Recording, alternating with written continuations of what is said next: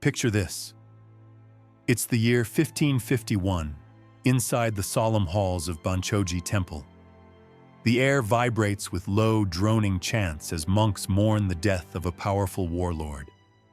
Incense smoke curls toward the ceiling. Everything is ordered, controlled, sacred. Then the temple doors explode open.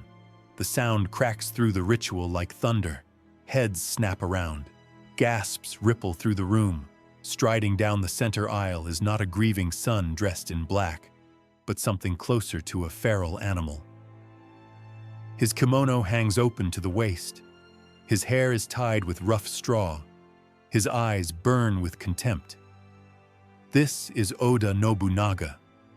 He ignores the clan elders frozen in horror. He marches straight to the altar where his father's spirit tablet rests. He does not bow. He does not pray. Instead, he plunges his bare hand into the bronze incense urn, scoops up a fistful of burning ash, and flings it directly at the shrine. Gray smoke erupts over the memorial. Then he turns his back on the crowd and storms out. In less than 5 seconds, Oda Nobunaga has just declared war on the entire social order of medieval Japan. Before we dive deeper into these forgotten stories of survival and brutality, if you enjoy uncovering the hidden truths of history, consider hitting the like button and subscribing. And let me know in the comments where you're listening from. It's wild to think we're exploring these ancient lives together, separated by continents but connected by curiosity. To understand why a son would desecrate his father's funeral, you have to understand the slaughterhouse he was born into. This was the Sengoku period, the age of warring states. Japan was not a country. It was a cage full of starving wolves. The central government had collapsed. Betrayal wasn't a crime. It was policy. Brothers poisoned brothers for castles. Vassals stabbed their lords for a bag of rice. Survival meant striking first, or dying quietly. In the province of Owari, the Oda clan was surrounded by enemies waiting for any sign of weakness, and Nobunaga gave them plenty. The locals didn't call him a leader. They called him Owari no Utsuke, the great fool of Owari. While other young lords memorized poetry and practiced tea ceremonies, Nobunaga ran half-naked through fields, wrestling peasants and sparring with bamboo spears. He was volatile, violent, and openly contemptuous of tradition. The funeral incident was the final straw. To the clan elders, this wasn't just disrespect. It was proof of madness. Their eyes turned to Nobunaga's younger brother, Nobuyuki. He was everything the eldest son wasn't: polite, obedient, controllable. As the priests swept the ash from the altar, a decision was quietly made. The great fool had to go. The funeral ended. The hunt for Nobunaga's head began. The first blood spilled didn't come from an assassin. It came from the only man who truly loved him. Hirate Masahide was an old retainer, a tutor who had spent years trying to shape Nobunaga into a respectable lord. Watching his student defile the altar shattered him. Days later, Hirate sat alone, wrote a final letter begging Nobunaga to change his ways, and committed seppuku, cutting open his own belly as a final lesson in responsibility. When the news reached Nobunaga, he didn't rage. He didn't scream. He absorbed it. The death of his mentor stripped away the last layer of childhood innocence. He built a temple in Hirate's honor, but he did not become the polite samurai his tutor wanted. Instead, something colder formed. In Owari, affection was weakness. Hesitation was a death sentence. He would need that clarity immediately. The clan elders rallied behind Nobuyuki. Civil war followed. The brothers met on the battlefield at Ino, a small conflict, but one that would decide everything. Outnumbered, Nobunaga crushed his brother's forces with shocking speed and aggression. Veterans watched in disbelief as the so-called fool shattered enemy lines through sheer momentum. Nobuyuki was captured. Nobunaga raised his blade to his brother's throat. Rule could be secured with one stroke. Then their mother, Lady Tsuchida, threw herself between them. She begged for mercy, begged the demon to spare his own blood. For once, Nobunaga hesitated. He lowered his sword. He pardoned his brother. It was a mistake he would never repeat. Mercy in the Sengoku period was often mistaken for stupidity. Nobuyuki didn't learn gratitude. He learned caution. Back in his castle, he immediately began plotting again, gathering allies, whispering promises, preparing a second betrayal. Nobunaga knew everything. He had built networks of spies, merchants, peasants, informants who reported every rumor. When word of the second coup reached him, the last trace of the boy who listened to his mother vanished.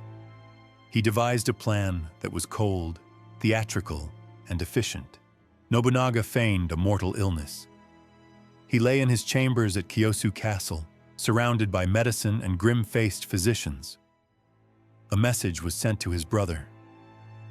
"I am dying. Come. Let us make peace before I pass." Nobuyuki took the bait. He arrived dressed for ceremony, expecting to inherit a domain without bloodshed. He dismissed his guards and entered the inner chambers alone. As he bowed at the bedside, the dying man threw off the covers. There was no sickness, only a steel trap snapping shut. Guards emerged from the shadows. There was no battle this time, no mother to intervene. Nobunaga executed his own brother in a bedroom. The message to the Oda clan was unmistakable. Blood meant nothing. Stability meant everything. Nobunaga was now the undisputed master of Owari. As he wiped the blood from his hands, he looked east. A giant was coming. The giant's name was Imagawa Yoshimoto. He was the most powerful warlord in the region, an aristocrat who styled himself as the rightful ruler of the Tokaido. In 1560, he gathered an army of 25,000 men and marched toward Owari with a single goal: erase the Oda clan from history. Nobunaga could barely muster 2,500 soldiers. The mathematics of war were absolute. The odds were 10 to 1. Inside Kyosu Castle, the war council dissolved into hysteria. Veteran retainers argued for sealing the gates and praying for a miracle. Others urged surrender, hoping Yoshimoto might spare the clan as obedient vassals. Voices rose. Fear curdled the air. Nobunaga sat in the center of the room, silent, picking at his nails. He listened to the panic swell like bile.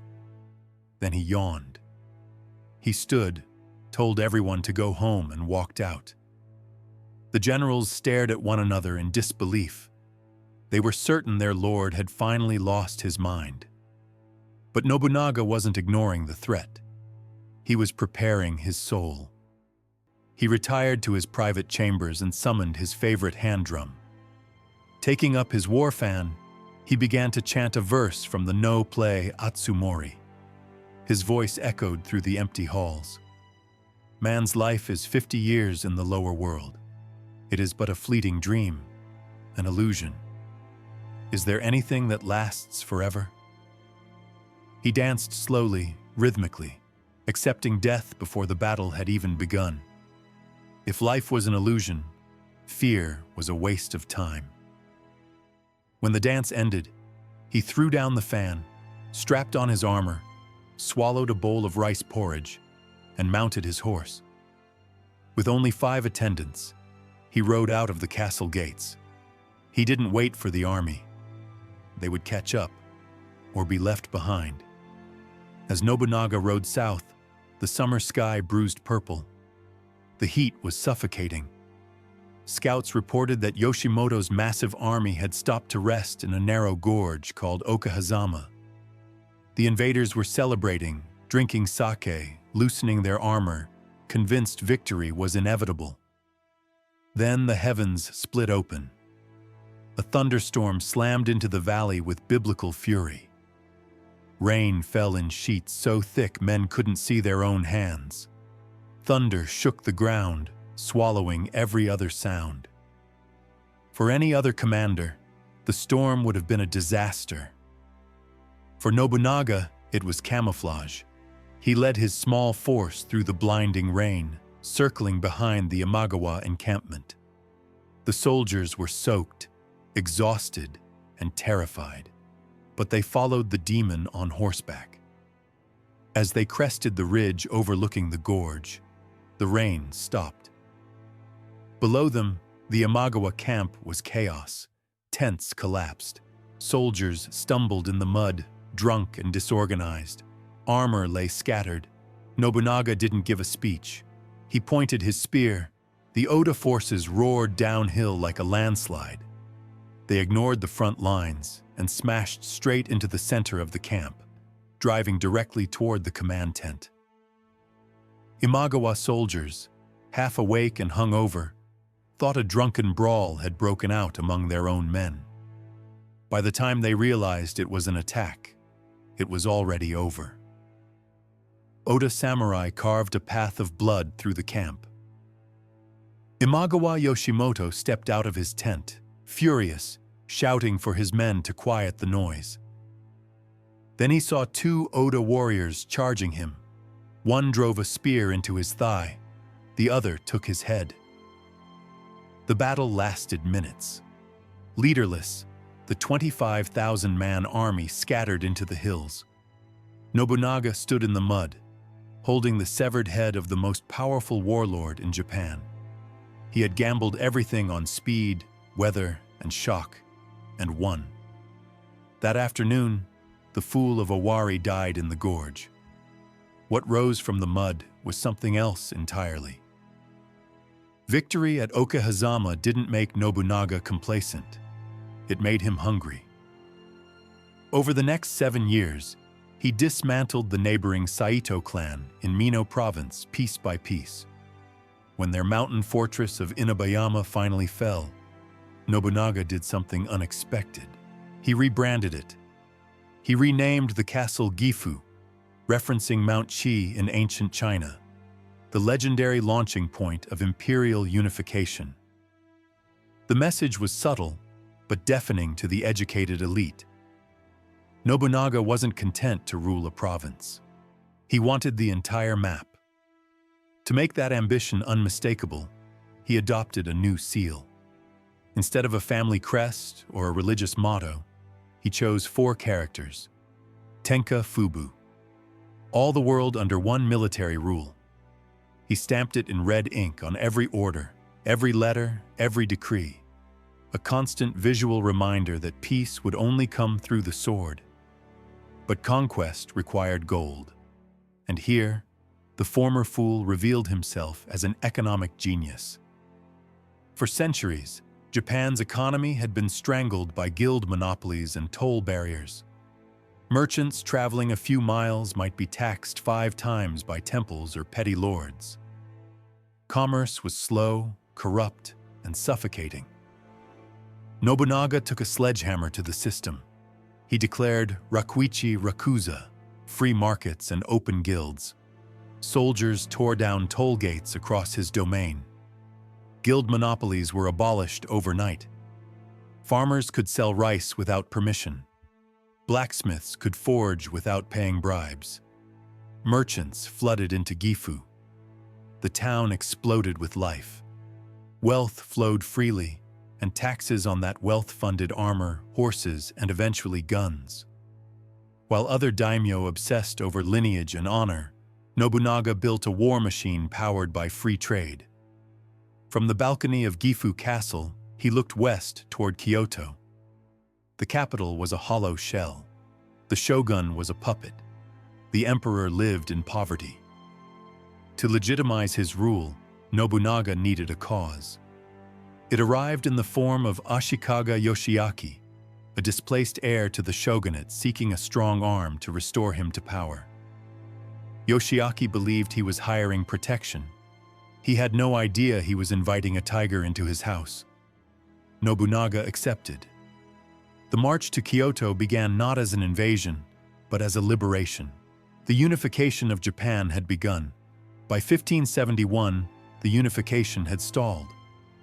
The shogun, Ashikaga Yoshiaki, finally realized the truth. He wasn't a ruler. He was a stamp collector, rubber-approving Nobunaga's decrees. Desperate to reclaim real power, he secretly organized an alliance to crush the man who had elevated him. The Asakura and Azai clans attacked from the north, led by men tied to Nobunaga by marriage and blood. When Nobunaga counterattacked, they fled to the one place they believed no warlord would dare touch: Mount Hiei. This was no ordinary mountain. It was the spiritual heart of Japan, home to Enryaku-ji, a vast complex of temples that had stood for nearly 8 centuries. The warrior monks who lived there, the Sohei, were not peaceful ascetics. They were armed, wealthy, and politically untouchable. For generations, emperors and shoguns had feared them. They believed their sanctity made them immune. Nobunaga sent a single message to the abbots: "Remain neutral, expel my enemies, and I will spare your temples. Shelter them, and I will burn the mountain to the ground." The monks ignored him. They believed no mortal, not even the so-called demon of Owari, would dare strike servants of the Buddha. They assumed the gods themselves would intervene. They were wrong. On a damp morning in late September, Nobunaga's 30,000 men encircled Mount Hiei. There were no battle cries, no honorable duels. The order was simple: light the torches. Fire raced up the forested slopes, driven by the wind, forming a tightening ring of flame. As the inferno climbed, panic erupted. Monks, women, children, and scholars fled downhill, only to meet walls of spears. Nobunaga had given strict orders: spare no one. Ancient halls housing priceless scriptures and sacred statues collapsed into ash. Screams blended with the roar of the fire.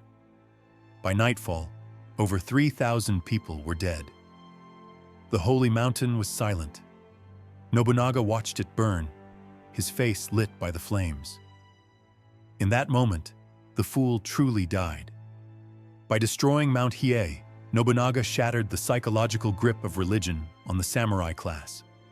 Sanctity was exposed as another shield for power.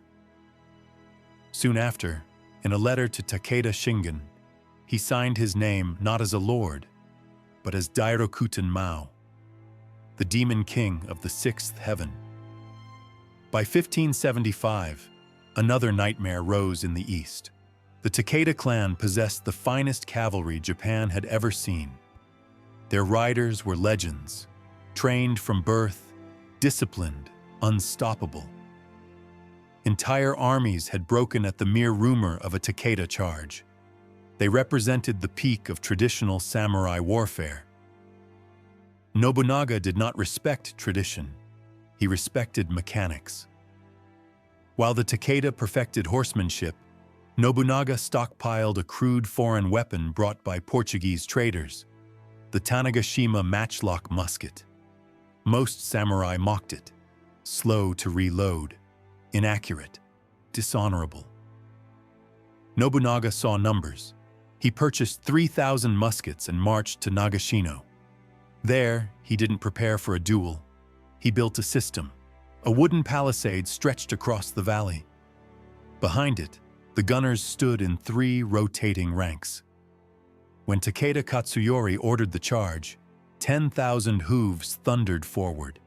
The gunner fire. The first rank of cavalry collapsed. As the gunners reloaded, the second rank fired, then the third, then the first again. A continuous cycle of death. The greatest warriors in Japan were cut down before reaching the fence. Horses screamed. Smoke filled the valley. It wasn't a battle. It was industrial slaughter. The age of the sword was ending. The age of the gun had begun. By 1581, Nobunaga had grown bored with familiar enemies. When Jesuit missionaries arrived in Kyoto, they brought with them an African servant, towering, powerful, unlike anything Japan had seen. Nobunaga was fascinated. He ordered the man scrubbed, convinced his dark skin was painted. When the water ran clear, Nobunaga laughed. He named him Yasuke. Yasuke became the first foreign-born samurai, a towering presence at Nobunaga's side.